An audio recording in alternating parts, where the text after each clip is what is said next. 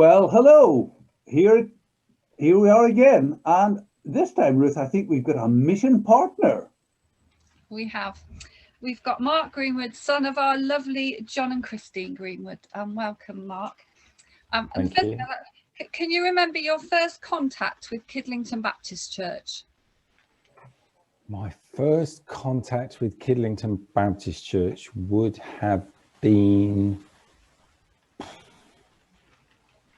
when we moved to Woodstock in 1986. Well, my parents moved to Woodstock in 1986. I was at university at the time. And I would come home for my university holidays, and Woodstock Baptist Church was supported by Kidlington at the time. And we had a wonderful music group that would come, and we would have, I believe his name was it? Oh, I've forgotten his name. Andrew, was it the minister before Graham? Thompson. Andrew Thompson, Andrew yes. Thompson. So Andrew Thompson would occasionally preach, and Mick King would be in the music group. Yeah. And I can't remember who else, to be honest, but yeah, so they would come along and they would do the worship for us, and that was my first contact with Kidlington Baptist Church. Wow. And one thing I was asking, how did you meet your wife, Susanna? How did you come to meet her? Well, when I was a mission worker in training with BMS in 1992, I had already done 6 years of theology, including mission training. So I was let off the full year in our training centre in Birmingham, which at the time was called St Andrew's Hall. And they gave me half of the year as a ministerial student or assistant alongside a minister in London, in Southall Baptist Church. He and his wife had been missionaries in Brazil, and they were very forward-looking people, and they already had in Southall Baptist Church a language school for people from other parts of the world wanting to learn English to be mission workers, like in what today we might call reverse mission. And so he had people there, and we had a Brazilian there. Well, they had several Brazilians there, but one of the Brazilians was a lass who was a friend of Susanna in the same mission. And Susanna was actually up in Derby, doing the same thing at a language school in Derby, a Christian language school there. And she came down to visit her friend who was at this church where I was the assistant pastor. And that is cutting a very interesting and long story short, but that is how I initially met Susanna. Right, and is that how you came to go to Brazil then through? No, I was already in training to go to Brazil. Okay. That's why I was at that church, so that I would learn ministry from a person who had been a minister in Brazil with BMS. So I was already, like, I got my ticket ready to go. In fact, Susanna was going as a missionary in the opposite direction. She was going off to the Middle East as a mission worker. And so that's, you know, I was going that way and she was coming this way. But God worked it out, because basically she didn't manage to get her permanent visa before, so she didn't stay in the country she'd gone to, and she came back to Brazil a month before I went to Brazil. So that was good. Okay. And could you tell us a little bit about the work you did in Brazil?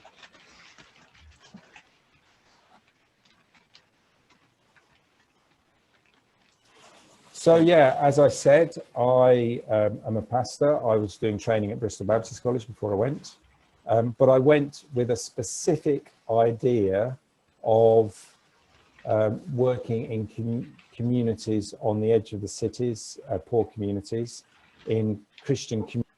So working with evangelism alongside social action in the local community. And Susanna, as a nurse, was able to work as a community nurse, but not officially, because, well, she was as a Brazilian, she was able to do it as part of her qualification, but she wasn't attached to a local surgery, officially speaking. But she had a very good relationship with the local surgery who supported the work she was doing, because they didn't have enough community nurses themselves. Wow.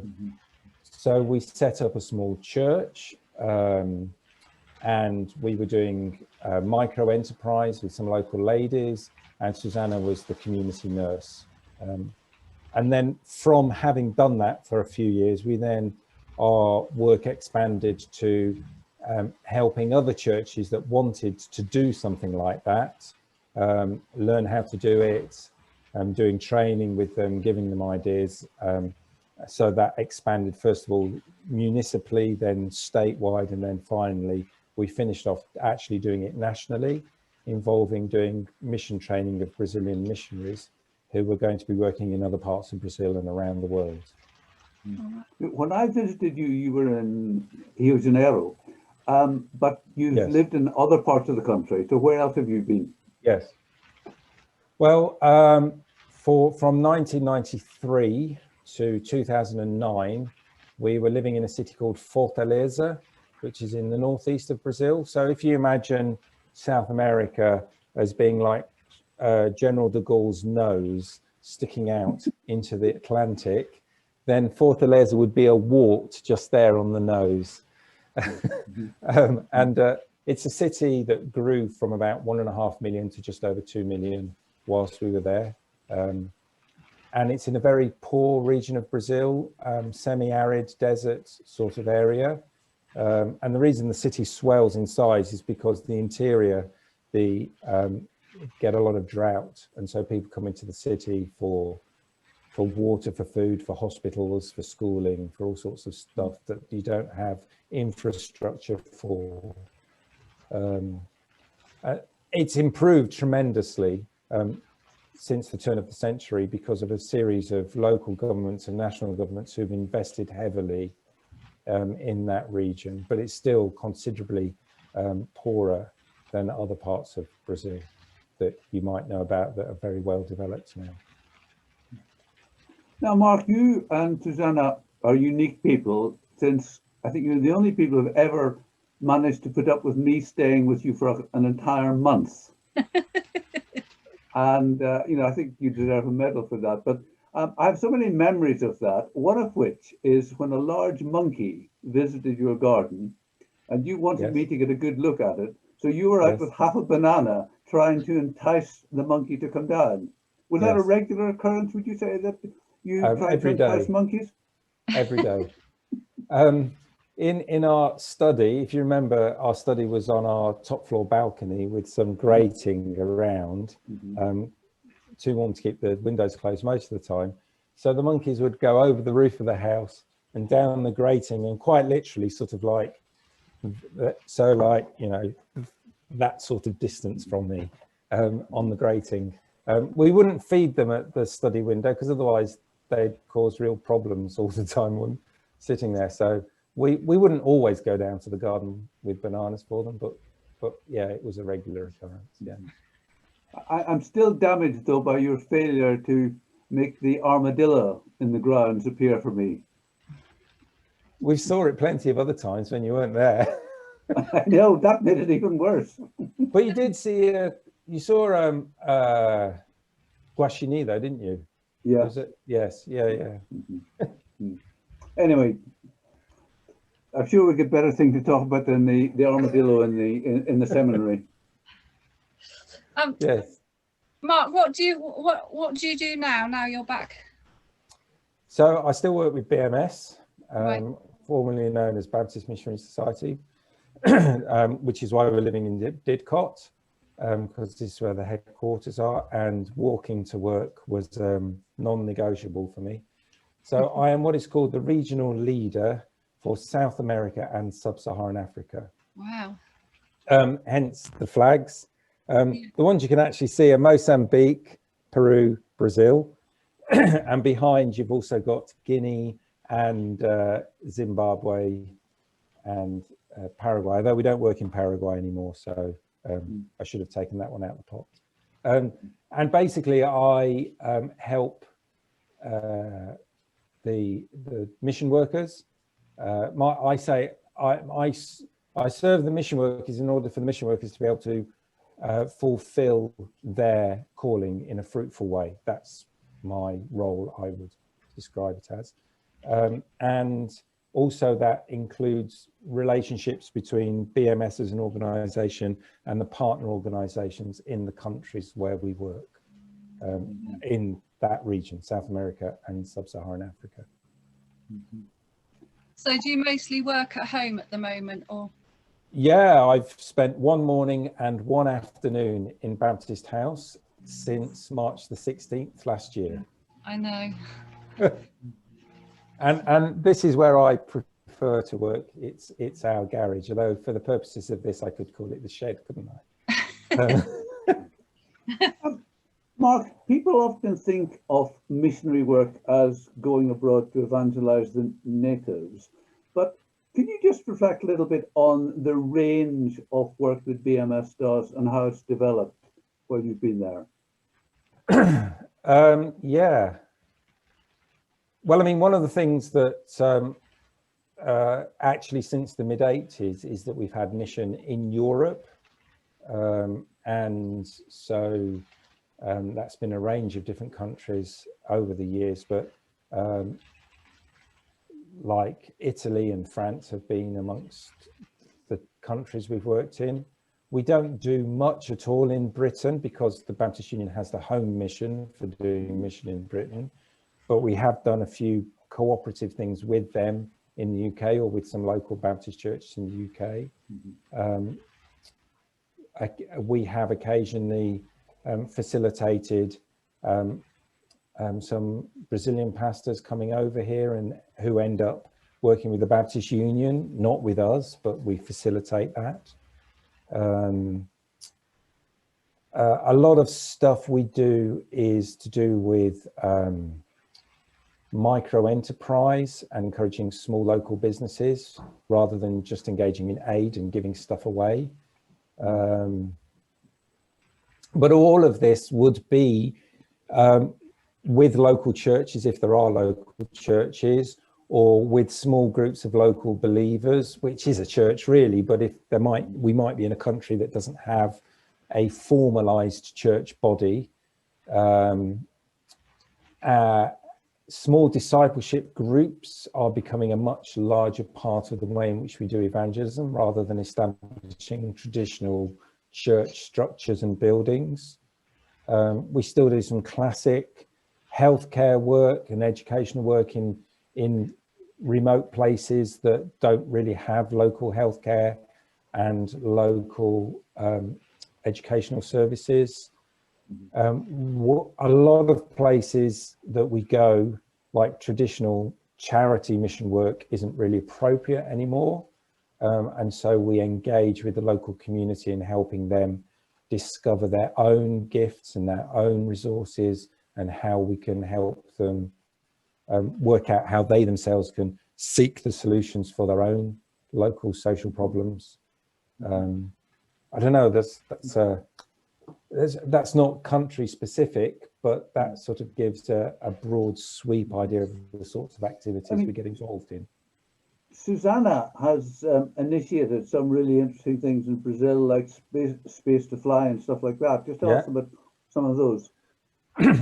Yeah, so one of the difficulties that you have with the educational system for the poorer parts of Brazil, where people don't have very high income and don't have very good family structure, is that the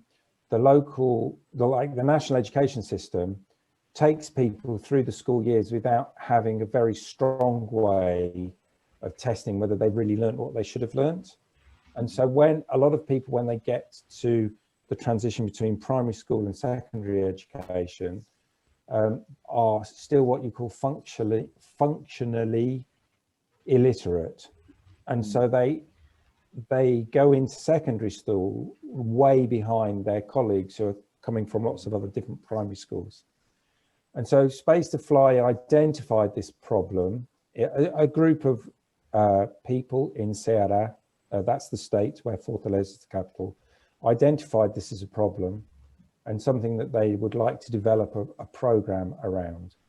And Susanna then, she collected together a group of educationalists and children's carers and sat down and worked out with them a way in which churches could offer after school clubs that could address the basic educational needs, but in a very playful way.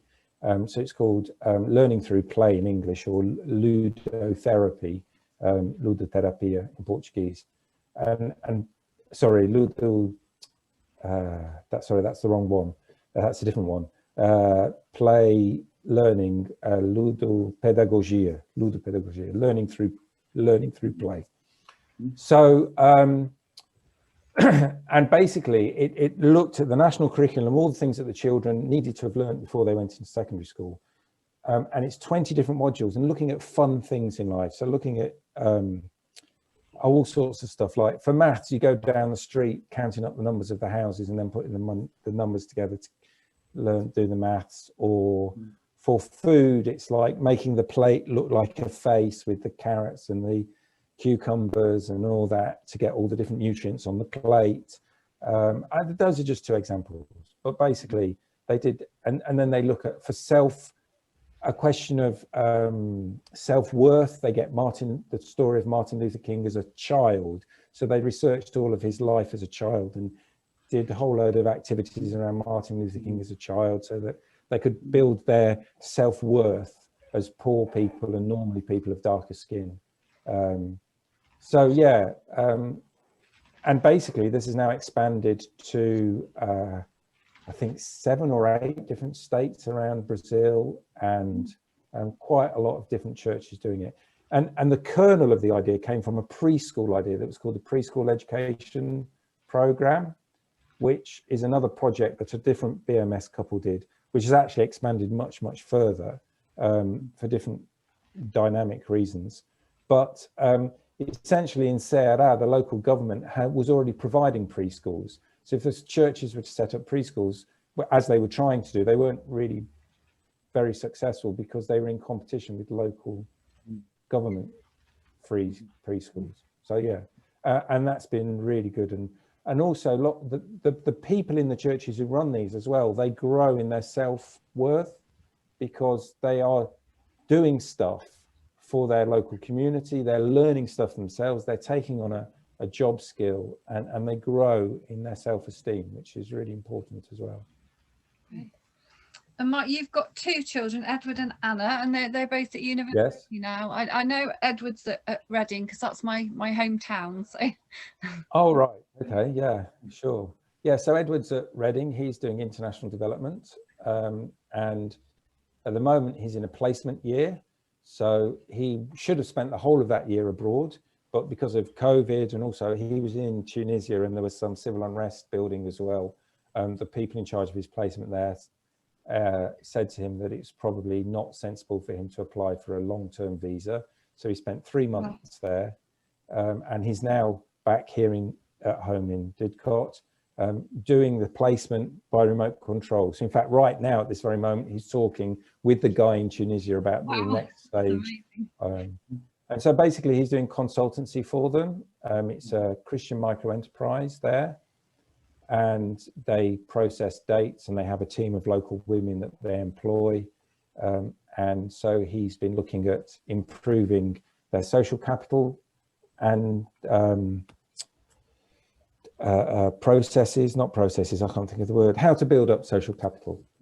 And he's also now looking at a micro loan scheme that they've got, but it's very informal, and he's looking into microfinance schemes to think of ways in which they can improve their scheme with their employees in it there. So that's what Edward's doing. Anna is studying psychology. She's at Bath Spa University. Right. That's on the edge of Bath, between Bath and Bristol. Really beautiful place.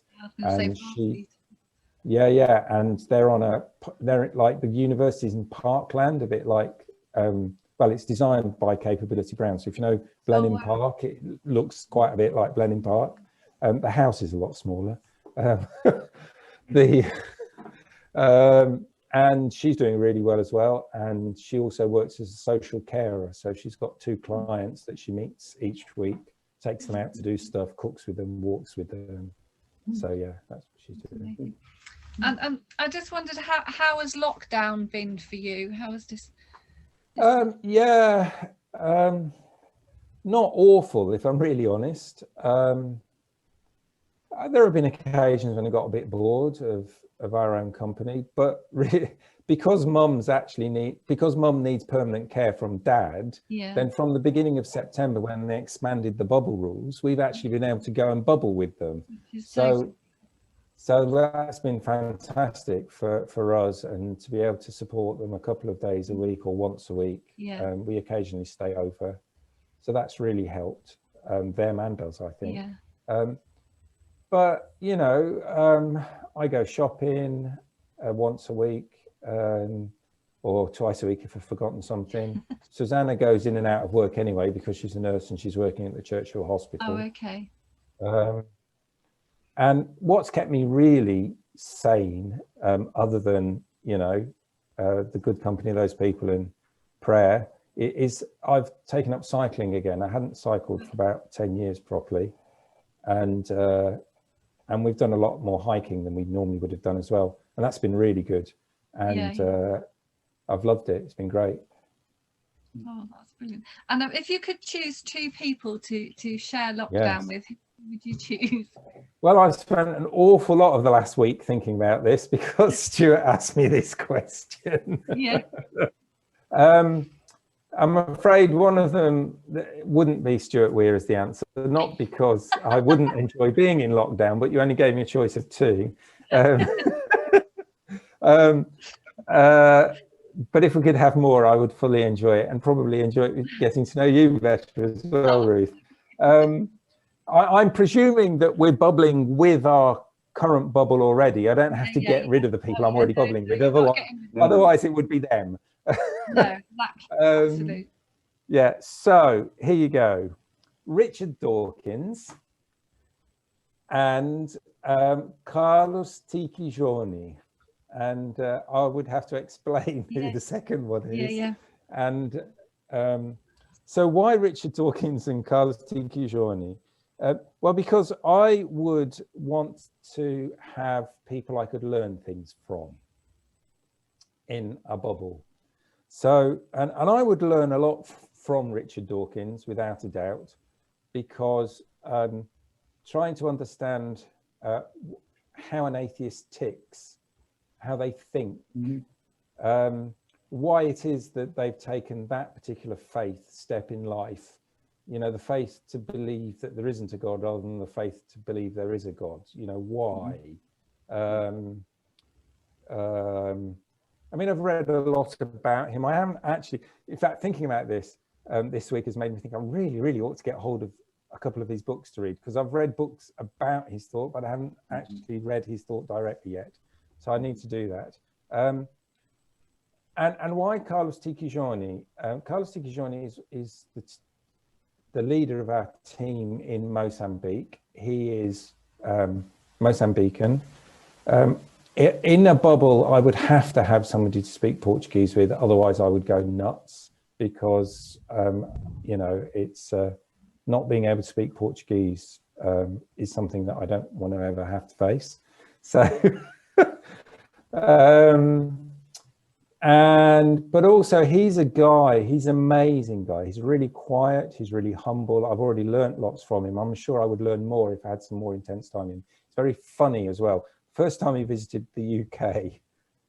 How much time have I got? You can edit this, can't you?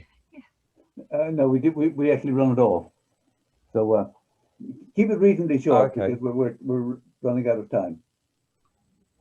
Okay, so he came to the UK and we travelled down to Eastbourne to speak at a church, and we missed the train in Gatwick when we were changing, and we actually went down to, no, we didn't miss it. We got a train that came 2 minutes before the Eastbourne train. It was the Brighton train, and I only just got back to the UK, so I wasn't expecting trains to come 2 minutes after each other. So the train came along, and I just presumed it was the train, and I got on it, and we ended up in Brighton instead of Eastbourne, and we had to then get another train across. And he said to me very quietly, once I'd realised what had happened, I thought that the announcement had said that was the Brighton train, but I didn't say anything because I thought you would know. And I said, I don't know any more about Britain than you do. I've only been back a couple of months. Yeah. And then we got to the hotel where we'd booked the room for the night, and we booked a twin room, and they put the two beds together for us. Yeah. And I looked at him and said, right, first thing is separate the beds. And we both just killing ourselves laughing. And he lived through civil war in Mozambique. He had to fight in the faction opposite his father because they were both conscripted and drafted by two opposite warring sides. They had no choice. And he lived through all that, and he's still a wonderful Christian guy, and he trusts God in a really deep way that I think is fantastic, as well as being quite humorous and being able to Portuguese. And most of all, I think that if Richard Dawkins spent any decent amount of time in a bubble with Carlos Tiquijoni listening to his life story, he would give up being an atheist. Oh, right. Thank you. And have you got a favourite Bible verse? Have I got a favourite Bible verse? They fluctuate during my life. I think my favourite probably at the moment is probably 1 John 3:16-18. I can't remember it all off by heart because I haven't revised it before you asked me the question. But this is how we know what love is, that whilst we were still sinners, Christ died for us. And if we say that we love Christ who we have seen, but don't love our brother who we have seen, how can we declare that we love God? Our love must be shown in word and deed. That's amazing. That's a great verse. Okay, I think we're ready for the last question. Okay, last question is from my dog Cromwell. All right, okay. And he would like to know, Mark, do you prefer dogs or do you prefer cats? I don't prefer either, actually. I love them both to bits. There was one point in life when we had 2 dogs and 3 cats. So you love them equally. That's perfect. Yeah, he's more of a monkey person. Cool, thank you. Yeah. Well, Mark, that was really interesting and helpful and stimulating, and thanks for your time. And thank you, everyone else, for watching, listening. And if you're very good, we might just be back next week with another guest.